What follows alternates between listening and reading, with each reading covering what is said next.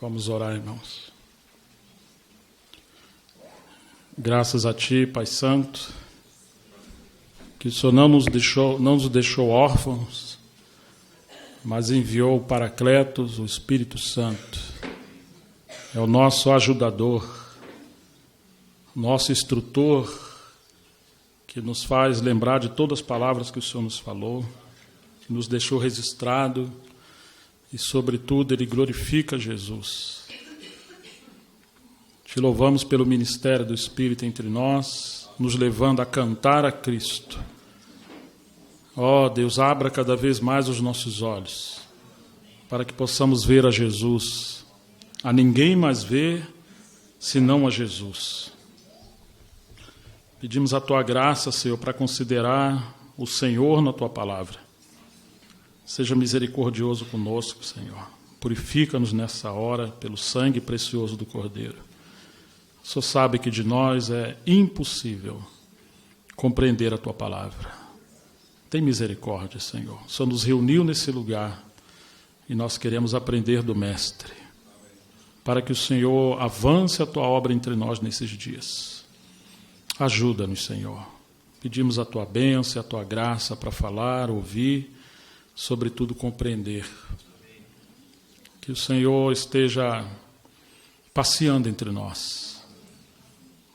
Vá diante de nós, Senhor, nos surpreenda, intervenha entre nós. Ah, Senhor, que a Tua presença seja conosco. Queremos aprender de Ti, que é manso e humilde de coração, encontrar descanso para as nossas almas. Em nome de Jesus Cristo, para a Tua glória. Amém. Nós vamos abrir no livro de Lucas, capítulo 8.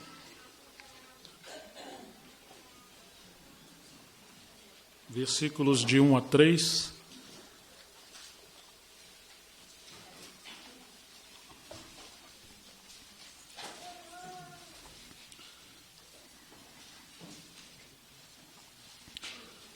Evangelho de Lucas, capítulo 8, versículos de 1 a 3. E aconteceu, depois disto, que andava de cidade em cidade e de aldeia em aldeia, pregando e anunciando o evangelho do reino de Deus. E os 12 iam com ele, e algumas mulheres que haviam sido curadas de espíritos malignos e de enfermidades. Maria, chamada Madalena, da qual saíram 7 demônios, e Joana, mulher de Cusa, procurador de Herodes, e Susana, e muitas outras que o serviam com seus bens. Esse é um texto, ao meu ver, singular no Evangelho de Lucas. Por um lado, porque nenhum outro evangelista ressalta esse texto, esse acontecimento. Ele é singular porque, embora ele apresente, como nós sabemos, Jesus como o Messias, o livro de Lucas, como os outros evangelhos, dão testemunho disso, especialmente Mateus, mas Lucas foi escolhido como um biógrafo de Jesus. Nós sabemos que Lucas era médico, e ninguém para apresentar um homem em sua natureza, como ele é, do que um médico. E Deus, na sua soberania, escolheu Lucas para falar aos gentios, que também somos nós, apresentando o Rei dos Reis, Senhor dos Senhores, em sua humanidade, que é Jesus. Lucas gasta tempo com muita precisão, expressando aspectos de Jesus no seu ministério, porém em sua humanidade. Nossa tendência, muitas das vezes, é querer espiritualizar todas as coisas. E Lucas nos faz ver que nós estamos no princípio da encarnação, que é aquele que é Deus, propositadamente, voluntariamente, se fez homem, e, embora sendo Deus, viveu como homem e desenvolveu o seu ministério como homem na dependência do Espírito Santo. Enquanto nós queremos espiritualizar as coisas, o nosso Senhor quis humanizar as coisas, porque nenhuma das coisas são de fato espirituais se não forem humanas. E como isso é interessante, porque no princípio da encarnação, conforme Lucas, o médico biógrafo do nosso Senhor, vem mostrando para nós que tudo que de fato o Senhor fez tem a ver com a sua humanidade. E Ele é 100% Deus, Ele é 100% homem, e ao mesmo tempo Lucas vem mostrando Jesus com seus discípulos numa escola. Como seria bom se todos nós pudéssemos, ao ler os evangelhos, pudéssemos considerar de que todos aqueles discípulos estavam num treinamento. E que todos nós, ao lermos os evangelhos, somos chamados também a um treinamento. Às vezes lemos as histórias, os relatos, os milagres, simplesmente como histórias. Mas nós perdemos muito do pensamento do Senhor por não considerar um discipulado dinâmico, onde qualquer coisa que esteja acontecendo, por detrás nos bastidores, nós temos uma lição, nós temos um ensinamento. Quando nós olhamos esse texto, não tem como a gente fugir do seu foco principal, que é falar da mordomia do nosso Senhor em seu ministério. Esse é um assunto que, digamos, para muitos é um tabu. Raramente alguém quer considerar a questão da provisão ou da manutenção financeira de um obreiro. E o obreiro aqui é o nosso Senhor, ou daqueles que servem. E por, às vezes, deixarmos de encarar os fatos das Escrituras, as direções das Escrituras, para os assuntos pertinentes do nosso cotidiano e do serviço, muitas heresias surgem. Pelo silêncio das verdades, as mentiras afloram. E nós precisamos ter clareza e não esconder o que a Bíblia fala. Não devemos dar ênfase demasiada a algo que o Espírito Santo não deu ênfase, mas, ao mesmo tempo, não podemos anular as Escrituras quando estamos falando elas de maneiras positivas. Elas têm o seu lugar. E, ao chegarmos nesse texto, nós encontramos que aquele que foi enviado por Deus, como o Messias, ele também se sujeitou às suas prerrogativas no seu ministério como homem. E isso é interessante para nós, porque depois do nosso Senhor, Ele enviou os seus discípulos, os 12. E depois de enviar os 12, o Espírito Santo enviou Paulo e Barnabé, e depois enviou muitos outros. Como lidar com a questão da mordomia financeira na casa do Senhor? Como aquele que é chamado ao ministério deve encarar esse assunto diante de Deus e diante dos homens? Em que lugar encontra a nossa responsabilidade como povo de Deus em relação à mordomia com aqueles que servem? E nós não temos nenhuma resposta equilibrada se não partir do modelo do nosso Senhor. Ele é a resposta, Ele é o exemplo, Ele é a lição, Ele é a verdade, Ele é a ética, Ele é a chave para nós. E, infelizmente, muitos dos problemas que nós encontramos hoje é porque, às vezes, consideramos costumes, pensamentos, tradições, ensinamentos, mas que não procedem do exemplo vivo do nosso Senhor. Muito interessante que um autor, Oswald Sander, do livro, um clássico, O Incomparável Cristo, por falar nisso, Léo, você trouxe? Então, o Léo está com as caixinhas de livro aí para nós. Ele falou algo que me chama a atenção e deveria chamar a atenção para todos nós. A maioria dos erros tem a sua origem numa visão errônea da pessoa de Cristo. E isso, por sua vez, se reflete na visão inadequada ou errônea da natureza da sua obra. Se não tivermos uma visão adequada de Cristo, e se não tivermos uma visão adequada de como Cristo vivenciou e estabeleceu princípios para a sua obra, então nós teremos visões distorcidas acerca de todas as coisas. Nós não podemos querer ver coisa alguma se não for a partir de Cristo nosso Senhor. E esse texto começa a dizer, e aconteceu depois disto. Depois disto o quê? Depois que Jesus foi convidado por um fariseu para entrar e comer na sua casa, no final do capítulo 7, ele já havia testemunhado sobre João Batista. Enquanto ele está sendo ali esquadrinhado pela crítica dos judeus fariseus, uma mulher pecadora vem por detrás de Jesus, se sentindo indigna, numa posição de humildade, quebra ali um vaso aos pés do Senhor, e agora está enxugando e chorando com suas lágrimas.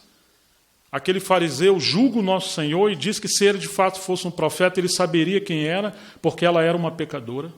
E ele corrige esse Simão, que o convidou. E é interessante que enquanto os líderes da religião estão se opondo ao Senhor, porque não acham respostas às suas perguntas de acordo com o judaísmo, essa mulher, sem conhecer, digamos, o pensamento judaico de uma forma ampla, ela simplesmente reflete o grande desejo do seu coração, que é conhecer o Senhor e ser grata a Ele. Jesus está sendo hostilizado, ele está sendo perseguido, ele está sendo ridicularizado. Vocês devem se lembrar que um mestre chega para ele e diz, Senhor, por onde quer que você for, eu vou te seguir. E o Senhor fala, o mestre da lei. As raposas têm seus covis, os passarinhos têm seus ninhos, mas o Filho do Homem não tem onde reclinar a cabeça. Está no livro de Mateus, que está escrevendo aos judeus. Não tem palavra alguma sem sentido. Na escola rabínica, quando um mestre da lei ensinava os seus discípulos, ele também vivia de recursos que os seus discípulos lhe davam e das contribuições que se colhiam nas sinagogas. Muitos equivocadamente dizem que, mesmo na época de Jesus, os dízimos eram apenas as colheitas que faziam dos campos. E não é verdade. Jesus, certa vez, está no templo olhando aquelas moedas e aqueles dinheiros, as doações que estavam sendo depositados no gasofilácio. E ele fala daquela viúva que deu tudo que tinha, as suas moedas. Então, a escola judaica ela também supria aqueles que eles chamavam de rabi, ou rabone, ou mestre, incluindo os escribas e fariseus. Ao mesmo tempo que eles chamam Jesus de rabi ou de mestre, eles não honravam Jesus no tocante à provisão para ele. Claro que ele não era um sacerdote, por isso não poderia desfrutar dos dízimos. Mas se ele é reconhecido como mestre, por que querer matá-lo de fome? Jesus então responde àquele mestre da lei, quando diz que as raposas têm seus covis e os passarinhos seus ninhos. Você tem certeza que você quer vir após mim? O Filho do Homem não tem onde reclinar a cabeça. Jesus se reporta a si mesmo como Filho do Homem, como essa vez, pelo menos nos 4 evangelhos, cerca de 80 vezes.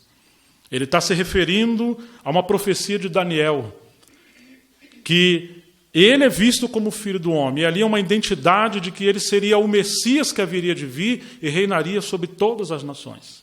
Os mestres sabiam disso. E Jesus repetidamente se reportou como Filho do Homem. Ainda assim, eles não receberam como Messias. E ele está falando isso a um mestre da lei. Você tem certeza que você quer me seguir? Pode ser que você, sendo um mestre da lei, você vai perder toda a sua provisão.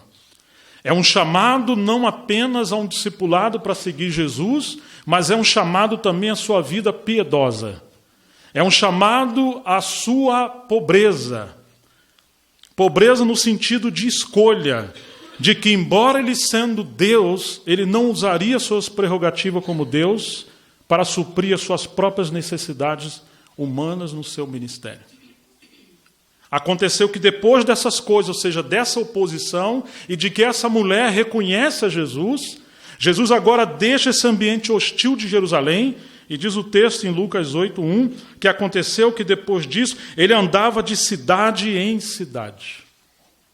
Você que serve o Senhor, os jovens que têm um chamado para servir o Senhor, provavelmente você já sabe que se tem uma área que Satanás vai se opor a você de maneira drástica, vai ser a questão da provisão financeira, da sua sustentação. Se você ler a biografia de vários irmãos que serviram ao Senhor, você vai encontrar que esse é o calcanhar de Aquiles. Que essa é uma questão que tem que ser tratada diante do Senhor com muita seriedade, com uma convicção de, por um lado, depender 100% de Deus, mas, por outro lado, a soberania de Deus não anula a responsabilidade humana de tomar decisões para que essa providência de Deus também possa chegar a nós. Depois que Jesus é hostilizado, ele sai. E muitas das vezes nós estamos no lugar onde nós não somos valorizados ou respeitados e nós insistimos em ficar. Pode ser que o Senhor quer nos ensinar a não querermos mistificar as coisas e esperar uma provisão, porque todo aquele que servir o Senhor, ele passará por oposição. E muitas das vezes você vai ter que ter decisões sábias diante do Senhor em suas escolhas, porque assim foi Jesus. Certa vez ele falou, se perseguirem vocês numa cidade, o que vocês devem fazer? Você lembra o que Jesus mandou fazer? Fica orando, jejuando, espera por abaixar. Foi isso que Jesus falou? O que ele falou? Fuja para outra cidade. E algumas vezes nós temos que fugir de algumas situações e não mistificar as coisas. Então esse texto está dizendo que depois dessas coisas, Jesus andava de cidade em cidade e de aldeia em aldeia. Ele estava pregando e anunciando o evangelho do reino de Deus. Ele está plantando as sementes. E os 12 iam com ele, não era uma equipe pequena. E além dos 12, havia algumas mulheres que haviam sido curadas de espíritos malignos. Curadas de enfermidade, costumamos ver isso. Mas curadas de espíritos malignos. Pessoas que foram vocacionadas por Deus, mas que estavam aprisionadas por demônios. E Jesus cura essas pessoas.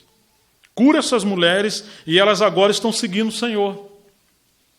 Ele já não está sendo mais hostilizado pelos seus oponentes, que eram os mestres da religião judaica, mas agora ele está sendo seguido por essas mulheres que eram gratas ao Senhor. Uma delas se chamava Maria Madalena, da qual saíram 7 demônios. Nós que servimos o Senhor não devemos ter medo de demônios. Não devemos ter medo de pessoas endemoniadas. Pode ser que os seus colaboradores sejam esses endemoniados que o Senhor quer libertar. E isso é uma prova para você. É muito bom você estar numa sala ensinando, compartilhando, mas ele aqui está percorrendo como um evangelista. E Joana, mulher de Cusa. E quem era Cusa? Procurador de Herodes. Herodes havia mandado decapitar João Batista. E agora essa mulher, Joana, é esposa do administrador financeiro de Herodes. Em outras palavras, ela poderia perder também a sua cabeça. E Jesus não foi um burocrático como muitos de nós, ele aceitou a contribuição dessa mulher que recebia as suas dádivas do seu salário de Herodes, que era aquela raposa. Jesus não escolheu a forma que ele seria suprido. Muitas das vezes o Senhor escolhe situações adversas para nós, meios adversos para nós, inexplicáveis, para suprir o servo do Senhor. Certa vez ele envia Elias para um lugar onde era um ribeiro de águas, e lá ele estava sendo alimentado por um corvo que trazia pão e carne. Um corvo? Pois é, um corvo era um animal imundo. E Deus usou um corvo para suprir Elias. Então pode ser que o Senhor venha nos surpreender usando situações adversas para poder suprir também a sua causa.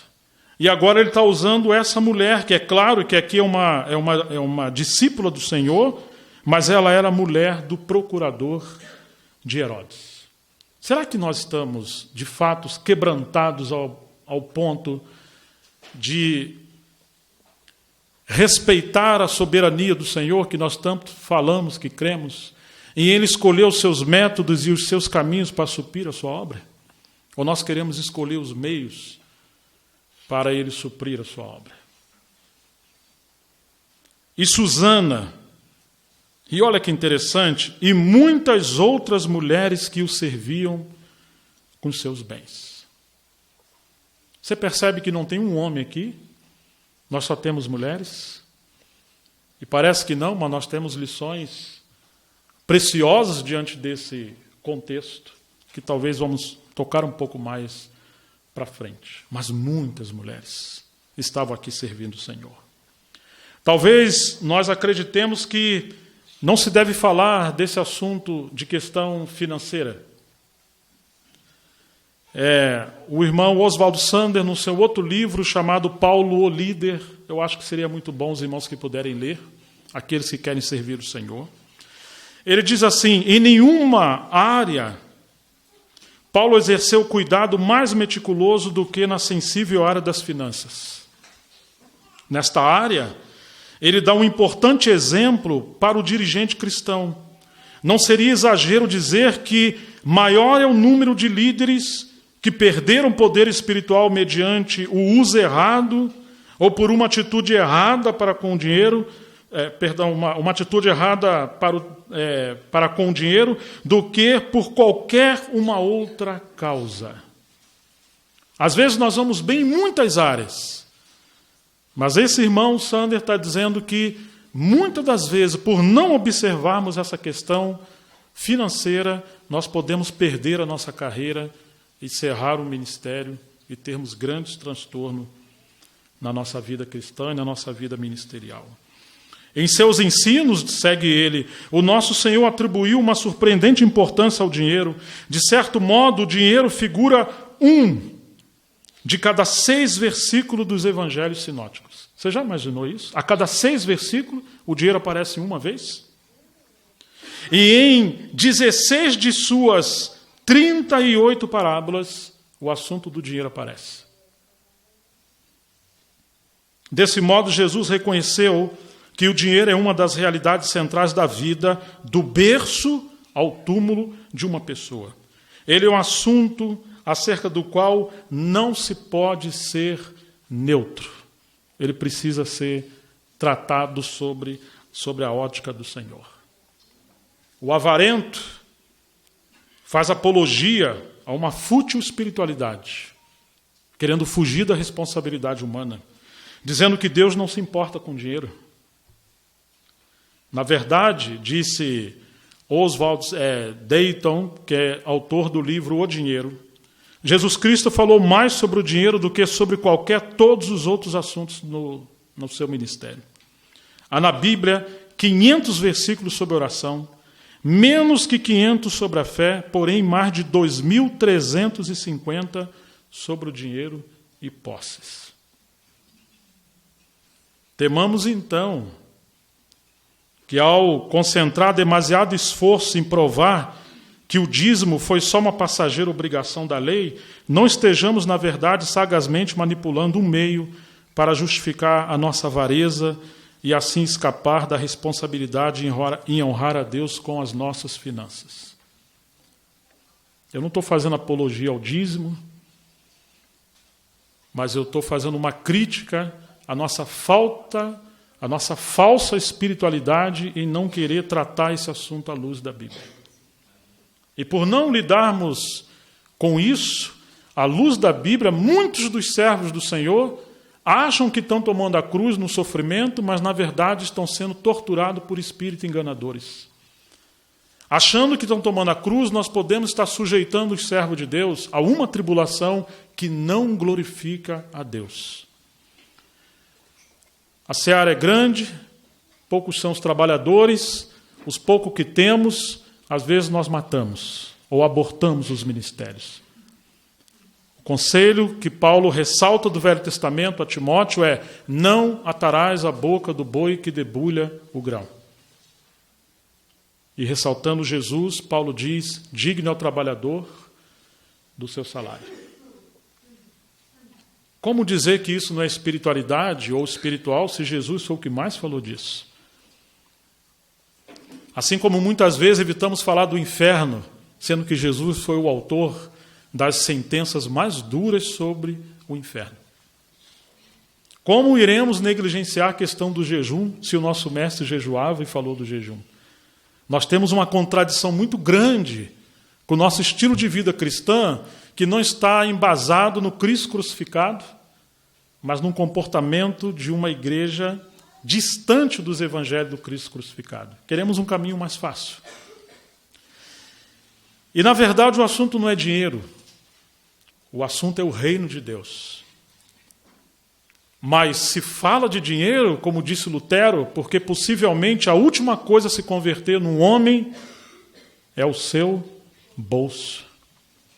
Você e eu não representamos mais, de maneira mais singular, a forma que amamos ou não a Deus, do que pela forma que lidamos com o nosso dinheiro. A nossa espiritualidade também é proporcional não só ao que lemos e aprendemos e repetimos e cantamos, mas sim com o estilo de vida que lidamos, que vivemos em relação às nossas finanças.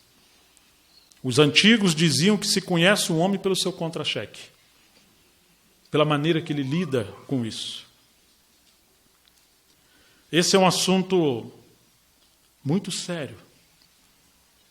Nós devemos considerar que a natureza do ministério do nosso Senhor, ele é celestial. E se nós vamos seguir o Senhor, e eu sei que muitos dos irmãos aqui têm esse encargo de servir o Senhor, e outros querem apoiar aqueles que servem o Senhor, nós realmente deveremos considerar então a natureza do ministério do nosso Senhor.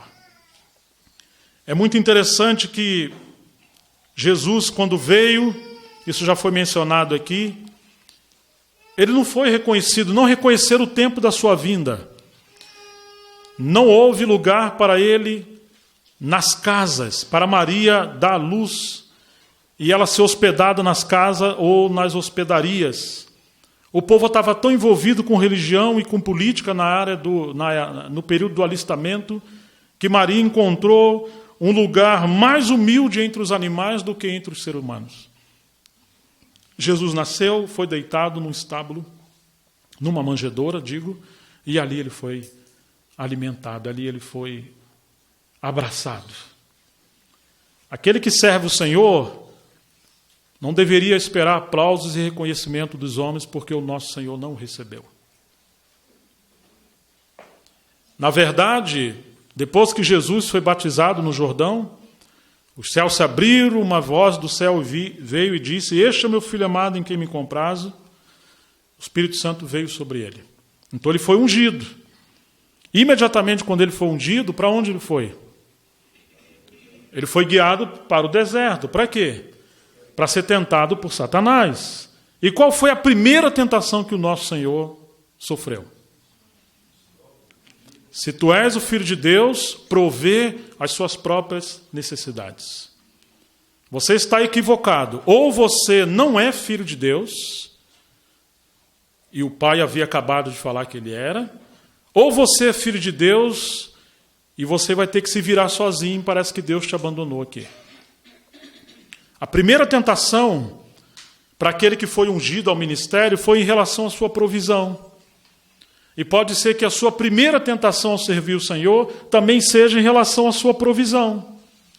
Depois da pomba que veio sobre ele, aparece a serpente no deserto. Depois da voz de Deus, veio a voz do diabo. Depois de um testemunho dos céus, vem um testemunho ou uma sentença do inferno. E ele foi perseguido numa causa moral, numa necessidade básica. E todo aquele que vai servir o Senhor, pode ser que uma hora você esteja ungido, cheio do Espírito Santo, e um testemunho dos céus sobre você, e outra hora você é atacado fortemente. E o ataque é em relação à sua identidade. Sua identidade como filho de Deus, sua identidade como servo de Deus. E a natureza do seu chamamento. Você tem certeza que você foi chamado? E se você achar que o que determina que você foi chamado e aprovado são as circunstâncias, você está na escola errada. Porque quase sempre aquele que serve o Senhor enfrentará grandes crises, tempestades e oposições, inclusive dos seus conterrâneos, companheiros e familiares. Jesus fugiu, Jesus saiu. E pode ser que às vezes o Senhor permite uma situação adversa. Como uma vez o irmão Dino falou para mim quando eu fui tomar um conselho para ele. E ele disse: quando o tio Labão fechou a cara, significa que é hora de você partir. Às vezes Deus permite uma circunstância adversa para nos mostrar que Ele quer ampliar a esfera do nosso ministério, ou daqueles que servem, e nós ficamos ali. Mas isso são só coisas para a gente pensar. Jesus foi tentado no deserto a usar as suas prerrogativas como Deus para prover as suas necessidades como homem. Você entendeu? Ele foi capaz de multiplicar 5 pães e 2 peixes e alimentar cerca de 20.000 pessoas. Mas ele não cedeu à tentação de transformar pedras em pães para saciar a sua própria necessidade. Ele fez uma rocha, botar água no passado e diz que se alguém tem sede deveria vir a ele para beber água, para se alimentar dele, do Espírito que proveria dele. Porque quem cresce nele, como diz a Escritura, do seu interior fluiriam rios de água viva, e ele está falando desse fluir da vida. Mas ele mesmo estava em sequidão no deserto, esperando na provisão do Pai. Tudo aquilo que o inimigo atacou, ele não cedeu, mas ele sempre enfrentou o inimigo, enfrentou a circunstância para que do seu ministério provesse recurso para os outros. Ele cura as pessoas, ele responde orações, ele provê as necessidades humanas, mas ele mesmo não faz nada disso em benefício de si próprio. E essa é a tentação daquele que serve ao Senhor. E possivelmente vai haver uma crise diante de Deus. Eu me lembro, uma vez eu estava muito triste, fazia 1 ano que eu não experimentava, vamos dizer, um pouquinho daquela brisa da presença do Senhor, e nem tinha resposta de Deus. E um dia eu estava lendo a Bíblia, no livro de Pedro, quando diz que os olhos do Senhor estão sobre o justo e seus ouvidos atentos às suas orações, o Espírito Santo perguntou para mim, então você crê que eu sou mentiroso? Eu falei, não, Senhor. Eu falei, mas você tem falado para mim que eu não ouço as suas orações. E ali foi uma lição muito grande. Que nós achamos que Deus só nos ouve quando Ele provê as necessidades ou responde às nossas orações de maneira audível. Mas nós precisamos aprender que às vezes Deus nos fala muito mais em seu silêncio do que quando Ele está falando de maneira tão expositiva pela sua palavra. Porque Ele quer nos ensinar disciplinas espirituais no caminho da solidão, da crise e da adversidade, onde a doutrina, muitas das vezes, não será a sua resposta, porque são coisas enigmáticas, como dizia o irmão T. Austin Sparks, os tratamentos irracionais de Deus. Não que eles fogem à doutrina, mas eles são loucura para nós na nossa tolice e limitação. Nós precisamos conhecer o Senhor falando conosco através das circunstâncias quando as coisas são irracionais e ilógicas.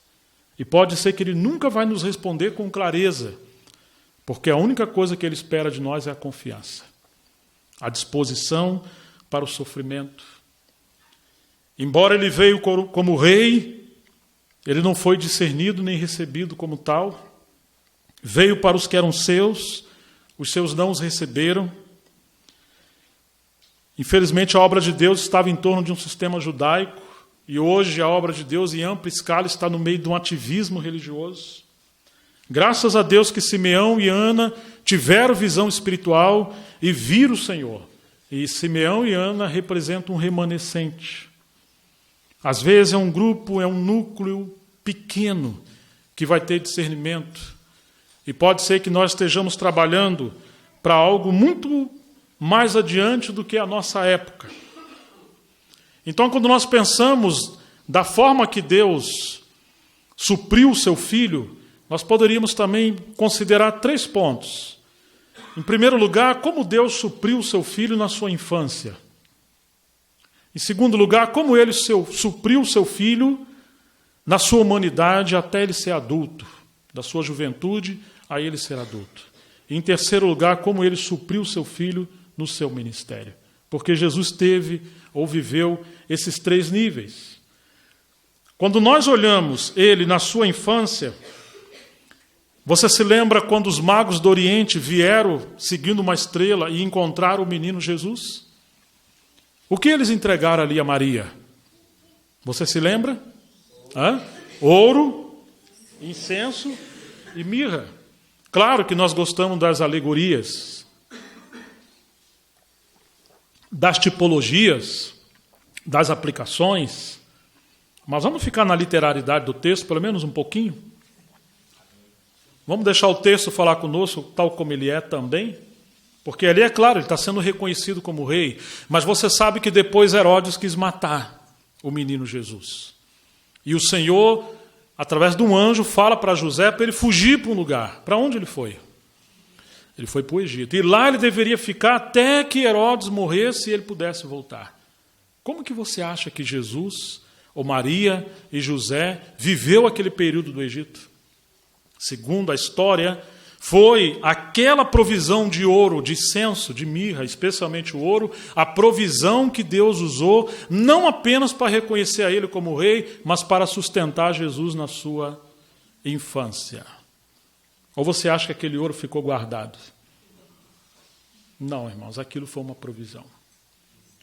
Então o Senhor tem a sua maneira de trabalhar. Depois nós vamos encontrar, mais adiante, especialmente no livro de Mateus, nós vamos encontrar que Jesus ele é chamado de filho de carpinteiro. Isso é muito singular. Porque a sua juventude até a sua idade, quando ele é adulto, ele é chamado de filho de carpinteiro, mas depois ele é chamado de o carpinteiro. E aí nós temos uma diferença entre um texto e o outro. Porque na primeira fase José está vivo, seu pai, e ele sustenta a sua família. E conforme a cultura judaica, os filhos aprendiam as profissões do seu pai, ou a profissão do seu pai. Mas provavelmente José morreu. E quem era o irmão mais velho? Jesus. E o que ele fez? Ele se torna o carpinteiro. É assim que a Bíblia o chama. Quando ele se manifesta no ministério, então assim ele é atribuído como o carpinteiro. Que coisa interessante, irmãos. Que enquanto ele está vivendo antes do período do seu ministério, Deus o treinou para ele também ter uma carreira profissional. O livro de Isaías 53 disse que ele era um varão de dores e que ele era experimentado em trabalhos. Está certo? E essa é uma questão que nós precisamos considerar. Porque muitas das vezes, alguns que não têm uma vida acertada com o Senhor e com a palavra, ele quer um ministério como uma fuga de sobrevivência financeira. Já que eu não me dei certo em lugar nenhum, não fui bem na faculdade, não tenho nenhuma carreira profissional, quem sabe, se eu virar pastor, Deus vai usar esse meio para me sustentar. Esse não foi o modelo do Senhor. O Senhor trabalhou e teve responsabilidade com a sua mãe, teve responsabilidade com seus irmãos e sustentava a sua família. E se você ler todo o pano de fundo do Velho Testamento, ele sempre chamou pessoas que estavam trabalhando. É a maneira que a pessoa vai servindo, o Espírito Santo vai dando testemunho, a responsabilidade vai ampliando, que o Senhor vai liberando uma pessoa para ela estar mais em tempo integral e os recursos começam a aparecer. Claro que tudo isso é um caminho de disciplina, mas esse é o modelo do nosso Senhor. Esse foi o caminho que o nosso Senhor trilhou. E muito interessante, que a Bíblia conta tantos detalhes sobre essas coisas, que às vezes os nossos olhos, digamos, passam direto. E nós cometemos equívocos sobre essas coisas. Ou vocês não lembram que Paulo fala aos Tessalonicenses, que não queria que eles ignorassem, que ele tentou uma e outra vez ir até eles, mas Satanás impediu. Na Bíblia de vocês tem isso? Claro que lá foi uma tribulação, uma perseguição, mas às vezes essa tribulação é a falta de provisão financeira. Mas seguindo um pouco mais adiante, nós vamos ver então que Jesus trabalhou e depois que ele foi chamado ao ministério, nós vemos o Pai criando meios para sustentar o nosso Senhor. Oh, irmãos, uma vez perguntaram a Pedro se o mestre não pagaria imposto. Ele falou sim, e ele comprometeu o Senhor. E vocês conhecem a história. E para não ver escândalo, o Senhor manda Pedro pescar um peixe e abrir a sua boca e teria uma moeda. Lembram disso? Falou, você vai pagar o imposto por ti e por mim. ainda que os filhos do rei não paguem imposto a não ser o súdito. Ali o Senhor está treinando Pedro, que ele seria um pescador de almas, e que a provisão, que Jesus não deve nada a ninguém, viria também à medida que ele trabalhasse. Houve uma vez que eu estava muito angustiado, e o Senhor enviou uma irmã de fora, que estava indo para Israel, ou voltando de Israel. Ela falou, o Senhor me deu uma palavra como... Parece que ele está respondendo uma oração para você. E realmente, irmãos, eu estava naquela luta. Volto ao mercado de trabalho ou continuo, porque tantas portas abertas no Brasil. E graças a Deus, irmãos, desde Coroaci, na verdade, desde do ano 88 para 89, eu comecei a trabalhar com literatura e até hoje eu trabalho como editor, né? Faço minhas tendas, né? Mas, claro, a minha filha disse que me demitiu da editora. Faz muito tempo que eu não vou lá.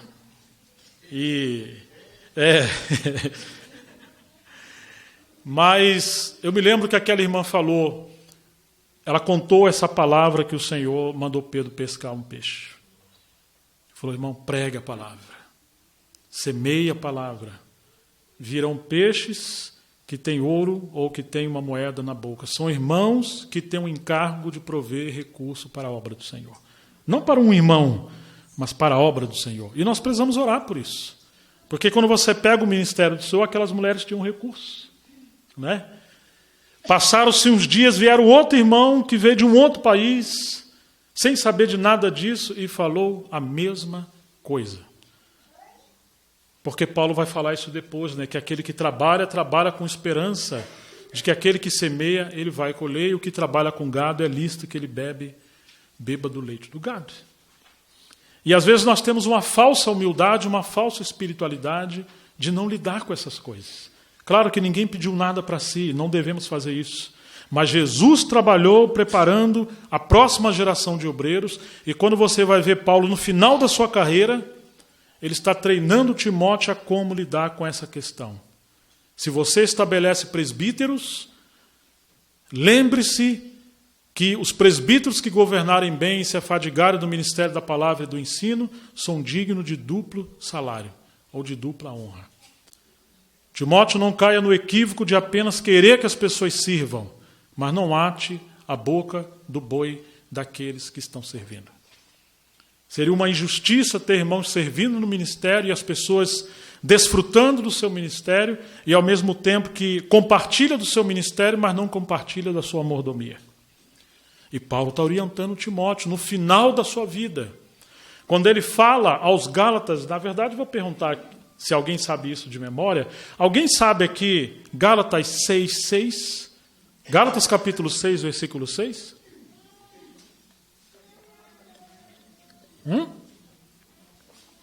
Pois é, eu não tenho encontrado quem sabe desse versículo. Por favor, pode falar.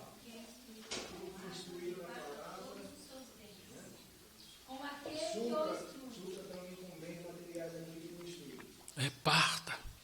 Irmãos, Paulo não está falando isso para ele. E eu tampouco falo isso por mim, mas nós estamos falando da geração dos mais novos. Paulo está dizendo, aquele que é instruído na palavra, reparta dos seus bens com aquele que o instrui. Esse era o princípio da escola judaica. Que coisa interessante, irmãos.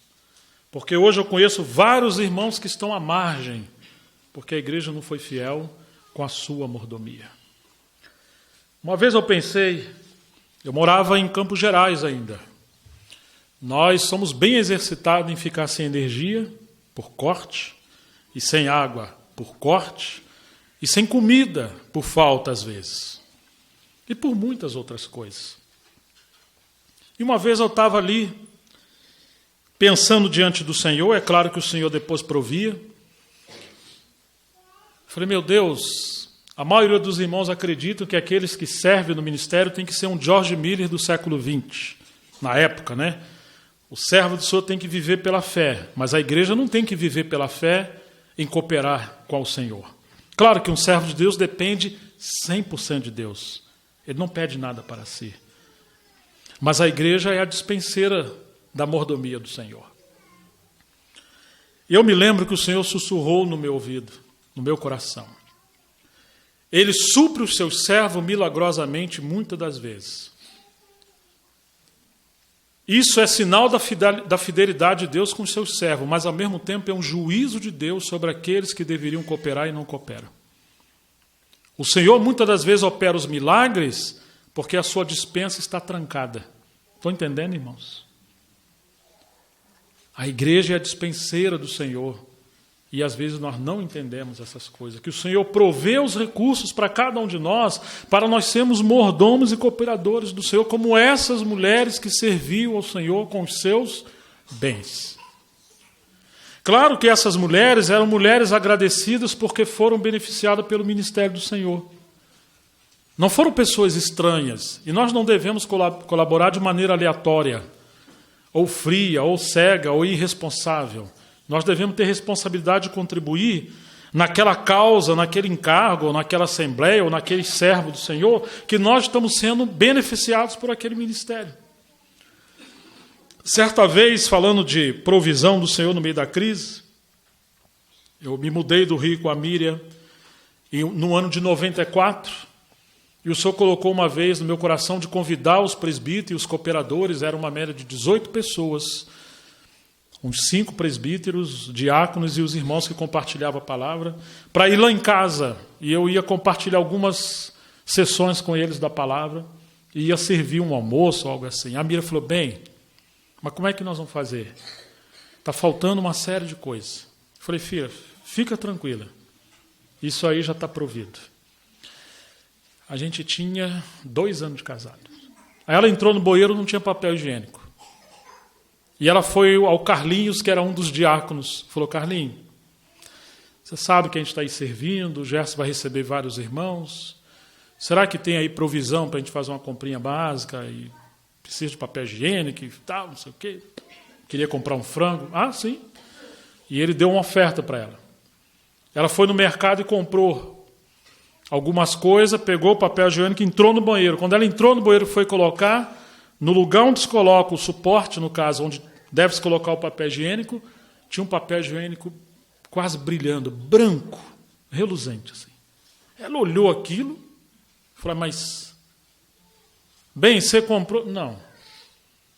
Aí disse que, e ela falou, o Senhor falou com ela, você me desonrou, como se eu fosse infiel aos meus servos.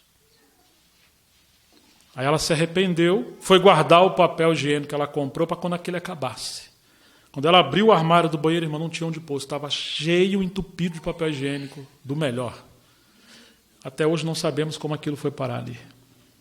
Quando ela foi para a cozinha, tinha um frango enorme, assim. Nosso bujão de gás durava 5 meses, 6 meses. Arroz não acabava, nem feijão, quando não tinha dinheiro. E muitas das vezes hoje não tem dinheiro.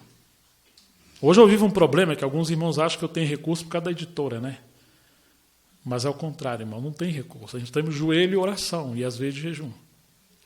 Então, assim, quantas coisas o Senhor foi trabalhando e, ao mesmo tempo, mostrando que muitas das vezes é necessário sair.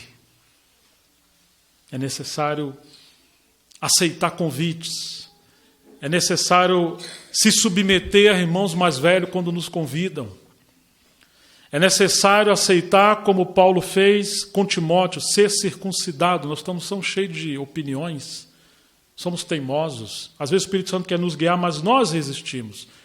Paulo achou um discípulo que tinha um bom testemunho em Listra, e Derbe e Icônio, ali em Atos 16, e levou Timóteo, mas antes de o levar, o circuncidou. Hoje, muitos irmãos não podem ser levados pelo Senhor, porque eles estão cheios de opiniões próprias. E ele se torna o impedimento do Senhor prover, às vezes, os recursos. Mas, muitas das vezes, o Senhor quer que nós venhamos trabalhar com as nossas próprias mãos, quando nós temos necessidades de fazer alguns trabalhos.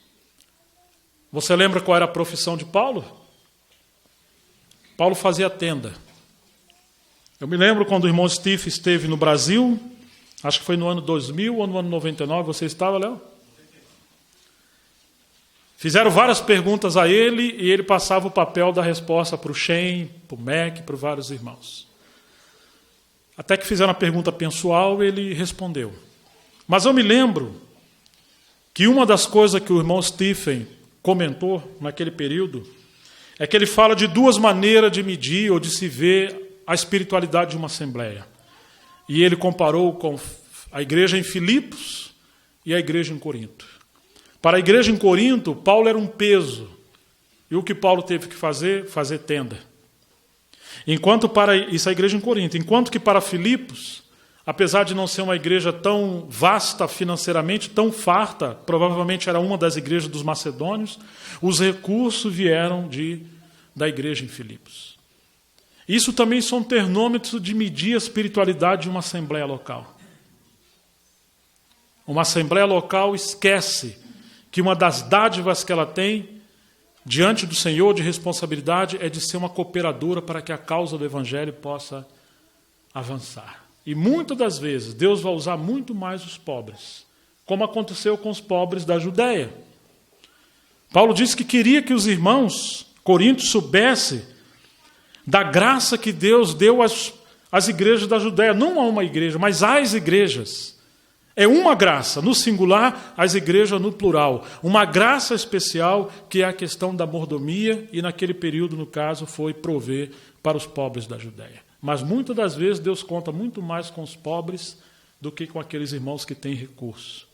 E muitas das vezes irmãos não podem prosperar nos seus recursos porque eles se tornam maus dispenseiros. Às vezes penso, não tem problema em você ser rico. Mas parece que haverá problema se você morrer rico, sem ter distribuído ou sem ter investido o que Deus te beneficiou para adornar e prover recursos para a causa do Senhor. Nem sempre o Senhor nos dá as coisas para nós, né? Para o nosso desfrute. Na verdade, Paulo fala que aquele que dá semente para o semeador e pão para nós comermos. Está em 2 Coríntios. O pão é para você comer. E a semente é para você semear. Se você conversar com o homem do campo, você sabe disso. Ele colheu, mesmo que a colheita foi pouca, ele tem que guardar um pouco da semente para plantar, senão ano que vem não tem nada. E qual é o nosso problema, irmãos? Nós recebemos nossos recursos, nós comemos tudo. E nós não semeamos, nós não devolvemos ao Senhor, não honramos ao Senhor com as primícias daquilo que nós ganhamos. E às vezes não entendemos por que passamos tantas crises financeiras. Não é simplesmente porque o PT causou uma devastação no nosso país. Não é somente por isso, irmãos. Se você pegar as sentenças de Ageu, na época da restauração da casa do Senhor, no livro de Esdras, você vai ver que o Senhor fechou os céus por causa da infidelidade do povo dele com a sua casa. E ele chama o seu povo de volta a esse princípio da mordomia. Então, queridos, o Senhor, ele teve esse caminho de ser cuidado, de ser suprido. Por um lado, ele está sendo provido por aqueles que eram gratos ao seu ministério.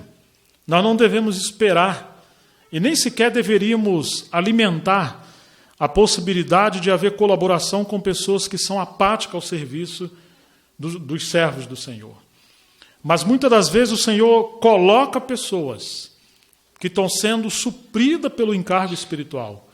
E como essas mulheres, olha que coisa maravilhosa, elas se tornaram provedoras do ministério do nosso Senhor. Se o Senhor tem aberto portas para aqueles que servem, provavelmente esses são lugares que o Senhor está abrindo para que essas pessoas também se alistem a esse encargo de serem mordomos na casa do Senhor. Falava um irmão esses dias, não procure trabalhar com aqueles que o Espírito Santo não estiver trabalhando. Você vai cansar.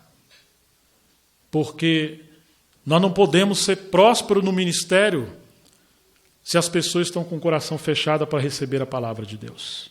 Se você pega uma mamãe que amamenta o seu filho, ela vai poder, especialmente as irmãs mais velhas, falar para você que o que faz uma mulher ser farta no leite é a fome do filho, em querer mamar cada vez mais, e puxa o leite.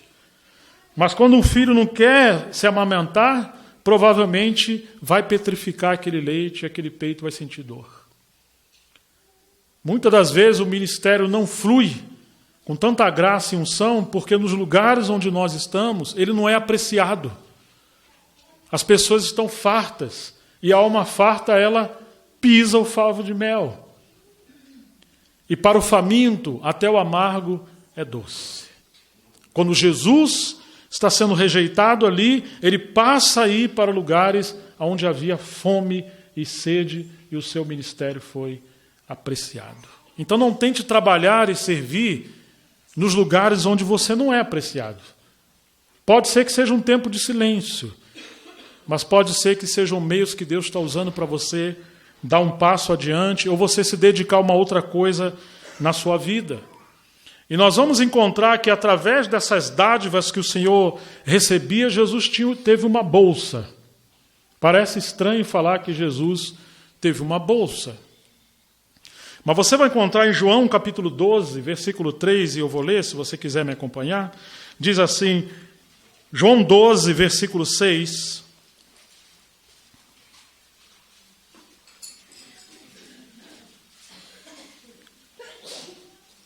João 12, versículo 3, digo. Então Maria, tomando um arratel de unguento, de nardo puro, de muito preço, ungiu os pés de Jesus e os enxugou-lhes com os seus cabelos. E encheu-se a casa do cheiro do unguento. João 12, versículo 3 em diante. Então um dos seus discípulos, Judas Iscariotes, filho de Simão, o que havia de traí-lo, disse: por que não se vendeu este unguento por 300 dinheiros e não se deu aos pobres? Por quantas moedas Jesus traiu Jesus? 30, Judas? Por 30. E aqui, isso significa que em Jerusalém, Jesus valia 10% do valor que ele tinha em Betânia. Está vendo como que a religião avalia? Ele não era valorizado. Ora, ele disse isto, não pelo cuidado que tivesse dos pobres, mas porque era ladrão e tinha a bolsa e tirava o que ali se lançava. Quer dizer que na escola de Jesus, que talvez seriam umas 20 pessoas, entre Jesus, os 12 e as mulheres, e eles ficavam nas instalações, em pousadas, eles comiam, nem sempre estavam nas casas, é difícil você hospedar 20 pessoas de uma vez. Essa equipe de Jesus tinha uma bolsa. E essa bolsa era provida por aqueles que eram gratos ao ministério de Jesus. E essa é uma questão, irmãos, que às vezes nós não temos uma bolsa. Às vezes nós queremos cultivar uma espiritualidade que vai além do que o próprio Senhor tinha. Jesus tinha uma bolsa. Uma outra passagem fala dessa bolsa, capítulo 13, versículo 29, diz assim: porque como Judas tinha a bolsa, que bolsa? A bolsa de Jesus, a bolsa da sua equipe, ainda que era um ladrão que estava administrando. João 13, 29. Porque como Judas tinha a bolsa, pensava alguns que Jesus tinha dito para ele: compra o que nos é necessário para a festa, ou que desse alguma coisa aos pobres. Você está vendo isso? Que coisa interessante. Quantas lições da palavra do Senhor. Faz alguns anos eu pensando novamente sobre essa questão. O Senhor tem nos dado um encargo que vem dele, não é nosso, de apoiar os irmãos mais novos, ajudar irmãos que têm chamado ao ministério. E Paulo falou: para mim e para os que estavam comigo, essas mãos me serviram. Então aqueles que servem e tiver outros companheiros mais novos, ele também deve procurar prover recurso para esses irmãos, para não haver um desequilíbrio e encorajar irmãos a servir e ao mesmo tempo você não reparte com eles o que você está desfrutando. Eu estava pensando: Senhor, a seara é tão grande, são poucos trabalhadores, como apoiar irmãos que sabemos que têm um chamado para o ministério? E às vezes nós estamos focando em irmãos que já estão servindo um ministério tão grande, e sem perceber podemos cair no risco de abortar ministérios de irmãos mais novos. Precisamos valorizar, mas esses irmãos também precisam ser apoiados. O Senhor sussurrou no meu coração. Eu tinha uma bolsa. Você tem uma bolsa? Às vezes nós queremos ser mais espirituais do que o nosso Senhor. Não é um sistema, mas é uma estratégia para poder suprir. E é uma estratégia, porque muitas vezes aparecem irmãos, como é que eu faço para colaborar? Se precisar de alguma coisa, me fala. A gente fala, não, irmão, está tudo sob controle. Claro, do ponto de vista da fé, está tudo sob controle. Mas do ponto de vista de uma conjuntura, se o Senhor tocou em pessoas para cooperar, às vezes falta humildade em receber essa contribuição. E existem irmãos na igreja que Deus deu o dom de repartir. Eu nunca vi ninguém orando pedindo esse dom, não, viu, irmãos? Eu já vi gente pedindo assim, dom da palavra, quem sabe a sombra curar, né, alguma coisa. Agora você está vendo que Jesus não está sozinho, ele está andando com essas mulheres, com esses discípulos, além dos 12. E é muito interessante que, enquanto os homens resistiam a Jesus com a sua teologia, essas mulheres serviam a Jesus com a sua generosidade. Jesus introduziu mulheres no seu ministério, enquanto os homens eram hostis, e ele restaurou a dignidade e a moral dessas mulheres. Enquanto os homens lutavam na arena da teologia, usando a espada do orgulho e da competição, essas mulheres simplesmente amavam Jesus a partir do coração, sem se importar, primeiramente, com a doutrina. Essas mulheres não eram peritas na lei, mas conheciam aquele da qual a lei falava. Se você seguir Jesus, entenderá as Escrituras, porque ele é o segredo para entender as Escrituras. Às vezes, irmão, não estamos seguindo a Jesus, nós estamos seguindo um movimento. Nós precisamos seguir a Jesus através das Escrituras. Mas se você segue as Escrituras como apenas um livro do cristianismo, como se fosse mais um livro de uma religião, então certamente terá muita dificuldade de encontrar o Senhor. Irmãos, eu não me refiro simplesmente a encontrar o Senhor no pensamento das Escrituras. Eu estou me referindo a encontrar Jesus na sua experiência. De você senti-lo, de você tocá-lo, de você ouvi-lo como aquele que está vivo, ressuscitado e que quer ter comunhão conosco. Além de uma doutrina correta, uma experiência mais profunda.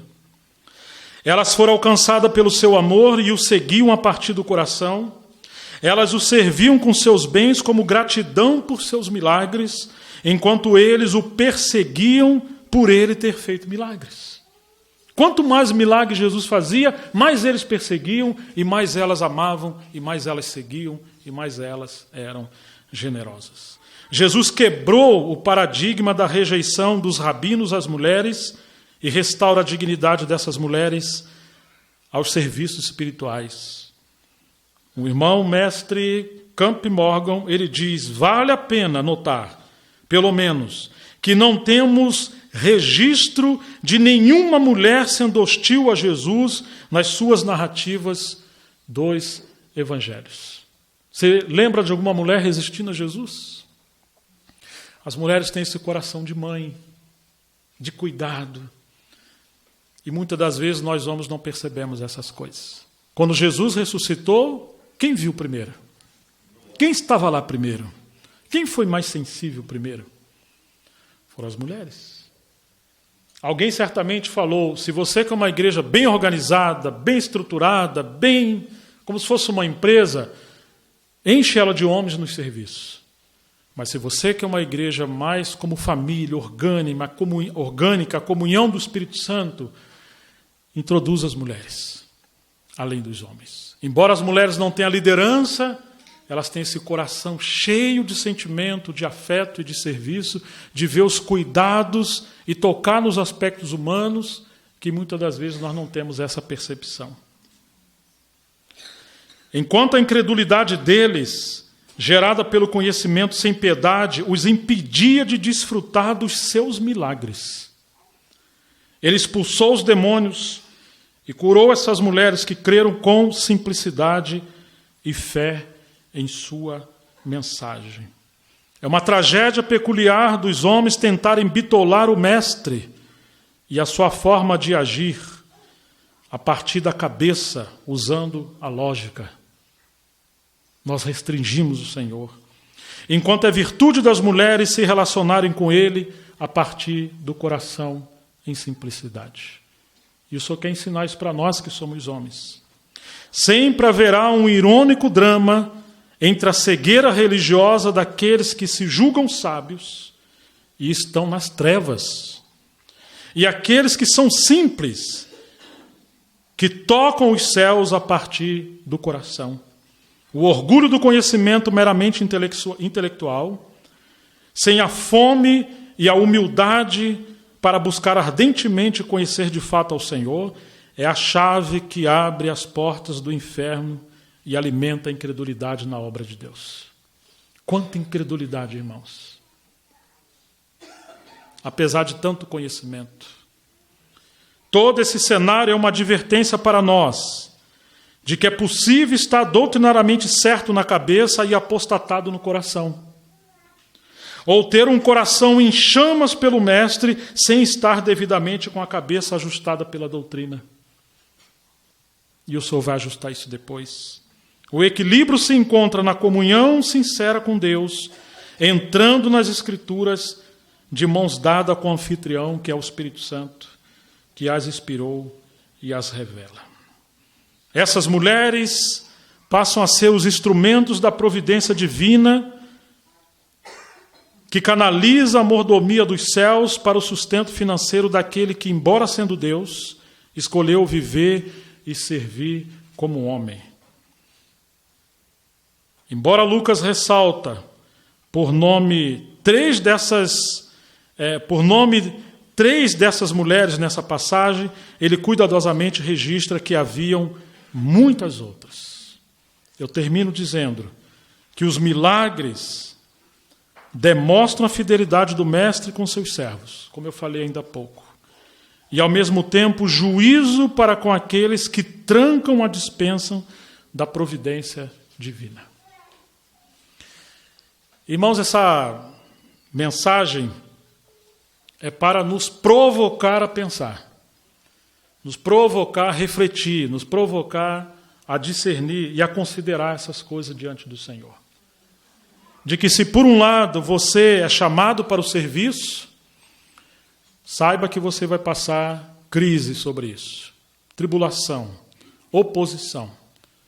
E às vezes as pessoas que mais estão próximas de você são as que menos valorizam você no seu serviço. Mas ao mesmo tempo saiba que o Senhor que te chama é o seu patrão e Ele é fiel com você. Não temos que depender de homem nem de nada, nós temos que depender do Senhor. Mas em terceiro lugar, aquele que serve precisa aprender a fazer tendas. Será muito bom se os que começam hoje puderem ter uma profissão, para que quando você estiver em Corinto, você possa fazer tenda. E se Deus quiser, vai usar os macedônios para cooperar com você. Tem hora que você vai estar numa igreja como em Filipe, os filipenses. Tem hora que você vai ter Gaio. Tem hora que você vai ter Febe como uma mãe. Tem hora que você vai ter companheiros com você. Mas muitas das vezes haverá apenas opositores e falsos obreiros. Nessa hora é a hora de fazer tendas.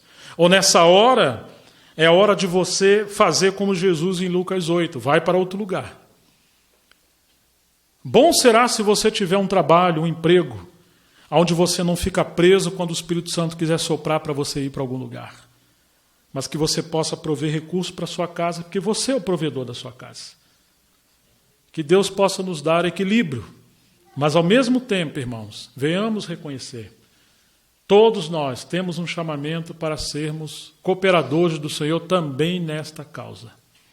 Uma assembleia madura é uma assembleia que tem um diaconato maduro, que entende que seu serviço não é simplesmente estar na portaria de um lugar e nem administrar as finanças, mas além de cuidar de órfãos, viúvo e necessitado, é ter os olhos para servir aqueles que cooperam com a obra do Senhor e não deixar nada lhes faltar. Às vezes precisamos de irmãos com dom de repartir para levar a outros repartirem. Eu sei, irmãos, por experiência própria, que muitos hoje deveriam estar no ministério e não estão. Porque esse encargo, esse serviço, ele não é bem discernido e valorizado em nosso tempo. Por um lado, nós temos a nociva, miserável teologia da prosperidade, que é um espírito de engano, que jamais deveremos alimentar isso. Aqueles que servem o Senhor não esperam obter nada de ninguém, e se o recebe para servir ao Senhor. Mas, por outro lado, nós temos essa miserabilidade de sermos mesquinhos com as coisas do Senhor e de nós não encararmos a nossa responsabilidade em sermos provedores. Se você estivesse na época de Jesus, você seria um colaborador do Senhor com as suas finanças? Mas lembre-se, você ainda está na época de Jesus. Porque hoje ele ainda continua no seu ministério, mas a partir do trono ele enviou os servos dele. E quando nós fazemos um bem a um desses pequeninos, nós estamos fazendo ao nosso Senhor. Que o Espírito Santo possa falar ao nosso coração. Que ele possa nos dar graça de achar o equilíbrio. Que hajam muitas mães, mas também muitos pais. E que o Senhor possa nos ajudar a uma bolsa, aonde possamos ajudar os pobres, aos irmãos carentes. Na verdade, hoje, por misericórdia, temos uma pequena bolsa na obra. Aqueles que estão mais perto de nós sabem disso. Que das ofertas que entram ali para a obra, nós estamos, pela graça de Deus, suprindo vários irmãos e famílias na Venezuela. Mas a gente sempre fala, se os irmãos confiam naqueles que estão servindo, a gente está buscando a direção do Senhor. Porque às vezes servimos aqueles que estão lá fora e tem irmãos passando necessidade do nosso lado. E nós temos colaborado também com a obra do Senhor, com a logística e com irmãos que estão sendo chamados ao ministério. Irmãos, que Deus nos dê graça, nos dê sabedoria, para que Ele possa levantar muitos irmãos para servir. Irmãos que dependam 100% de Deus. Mas que Ele também nos dê graça, para que nós possamos depender 100% de Deus como igreja, para também sermos colaboradores do Senhor nessa questão da mordomia.